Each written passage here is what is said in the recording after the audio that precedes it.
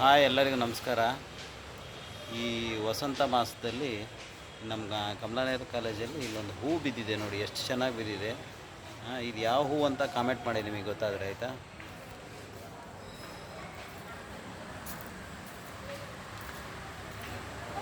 ನೋಡಿ ಎಷ್ಟು ಚೆನ್ನಾಗಿ ಬಿದ್ದಿದೆ. ಯಾರೋ ಚೆಲ್ಲೋಗಿದ್ದಾರೇನೋ, ಜೋಳನ ಏನೋ ಚೆಲ್ಲೋಗಿದ್ದಾರೇನೋ ಅನ್ನಂಗಿದೆ. ನೋಡಿ, ಈ ಮರನ ತೋರಿಸ್ತೀನಿ ನೋಡಿ ನಿಮಗೆ. ಯಾವುದ್ರದ್ದು ಹೂವಿನ ಮೊಗ್ಗಿದು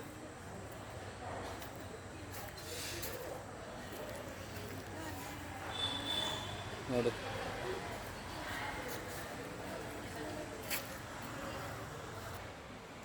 ನೋಡಿ ಇಲ್ಲೆಲ್ಲ ಬಿದ್ದಿದೆ.